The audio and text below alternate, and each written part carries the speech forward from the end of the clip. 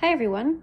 For Maker Monday today, we're going to make a Valentine's Day themed hopscotch. To do this, you just need a few items. First, you need some paper.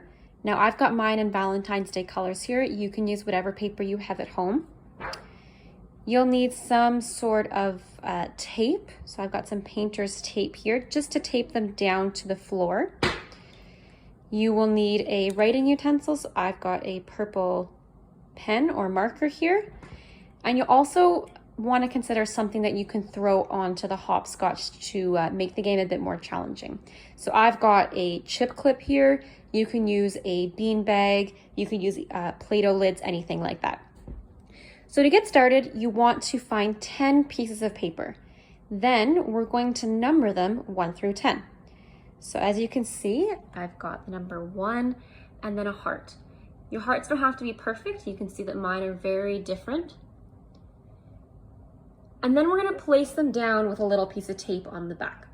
So I'm going to start. I've got my number 1 here as a single tile.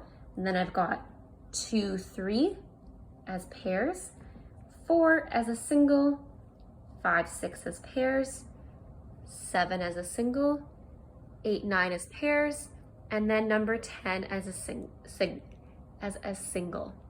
So that's sort of the standard way that a hopscotch gets set up. So now that we've made it, we can have some fun. This is a great activity for counting. So first I could just go up and go hop on the first square with 1 foot, number 2 and 3 with 2 feet, square 4 with 1 foot, 5, 6 with 2 feet, and so on. To make it a bit more challenging, you could throw something, so I've got my chip clip here again, onto the hopscotch, and then you have to avoid that square. So I'm going to pretend that I threw mine here on my 4. So now to do the hopscotch, I'm going to do 1 foot, 2 feet. I need to avoid that 4, so I'm going to do a big leap over it onto squares 5 and 6 at the same time. So that was 2 pairs and then 2 pairs. And then I can finish up my hopscotch. So you can do that on different squares. Another challenge you could do is see how fast you can go. So how long will it take me to finish that hopscotch?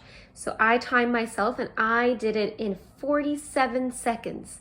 So let's see if you can beat what my time was there.